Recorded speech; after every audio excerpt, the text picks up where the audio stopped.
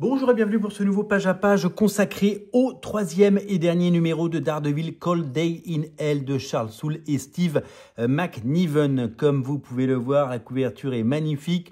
Il s'agit d'un récit crépusculaire et futuriste sur un Daredevil vieillissant. Vous connaissez le principe, vous avez tous lu ou presque Wolverine Old Man Logan. Alors c'est pas dans la même continuité, c'est pas la suite, c'est pas dans le même univers, mais c'est une version, une vision des auteurs d'une fin probable de Daredevil qui ne va pas tout à fait avec celle qu'on connaît, Daredevil End of Day de Brian Michael Bendis, vous savez, qui nous racontait pour le coup un côté très crépusculaire puisque Daredevil était mort. Là, on est vraiment sur une autre version, c'est une sorte d'autre continuité. Ça pourrait être un titre Marvel Knight, ça pourrait être un titre d'un autre label, mais c'est sorti classiquement dans l'univers Marvel et c'est de toute beauté. Charles Soule, vous le savez, il a déjà scénarisé Daredevil. D'ailleurs, peut-être qu'un jour, son Daredevil avec Ron Garnet sera réédité en omnibus. En tout cas, ça a l'air d'être le souhait de beaucoup de lecteurs et on espère qu'ils seront entendus. Charles Soule est revenu donc raconter cette histoire qui pour le moment tient toutes ses promesses, sorte de Dark Knight du Daredevil.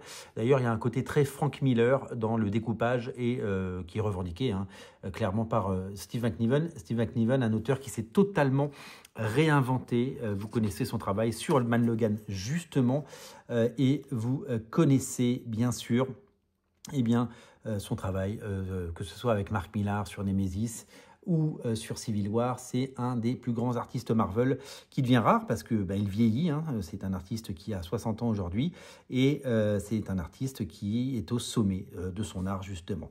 Donc la mise en page est toujours aussi belle. Après avoir vu Daredevil reprendre son costume et du service dans les numéros précédents, nous allons découvrir donc le dernier chapitre de ces aventures. Je vous rappelle que ça sort en version française avant Noël. Il y aura plusieurs éditions d'ailleurs, je crois, si je ne me trompe pas. Ça va être génial de découvrir ce Daredevil. Regardez, quand on voit ces cases, je vous parlais de Frank Miller dans le Dark Knight, le premier du nom. On a vraiment vu une filiation et c'est un Steve McNiven, qui n'est pas du tout celui qu'on a pu voir sur Civil War par exemple.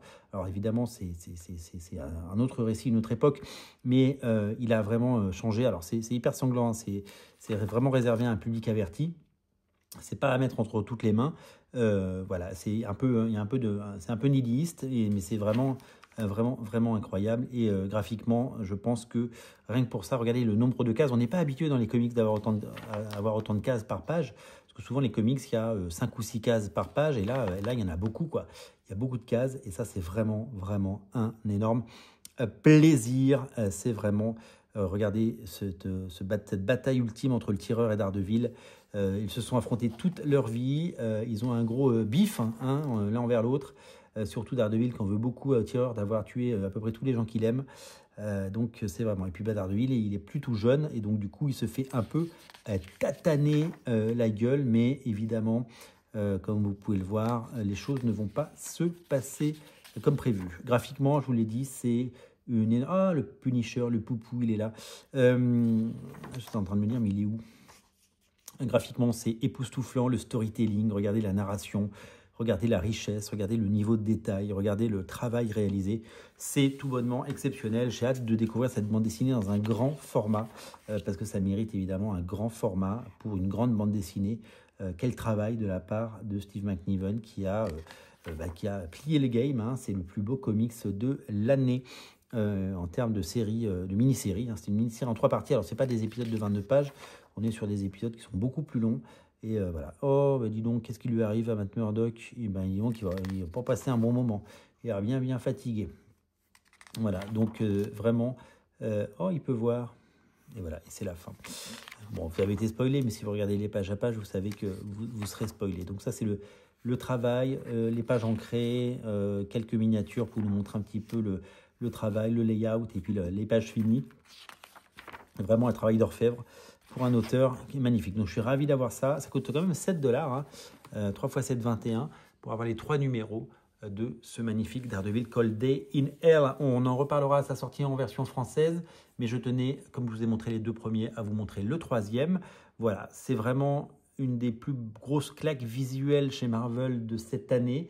C'est une réussite sur tous les points et quand les projets sont aussi prestigieux, il faut le dire, il y a des projets prestigieux qui n'ont pas tenu leurs promesses. Vous savez, Wolverine Revenge, finalement, c'était magnifique parce que c'était Greg Capullo, mais l'histoire n'était pas au rendez-vous. Là, c'est un sans faute, 20 sur 20, comme on dit. Vraiment bravo et je vous invite à découvrir à sa sortie ce titre. En tout cas, vous êtes prévenus. Maintenant, vous allez devoir patienter. Je crois que ça sort en novembre ou en décembre de mémoire. À vérifier. Merci à vous d'être aussi nombreux à regarder Radio Comics. Merci pour votre fidélité. Et moi, je vous dis à très bientôt pour de nouvelles aventures et de nouvelles émissions. Abonnez-vous. Salut.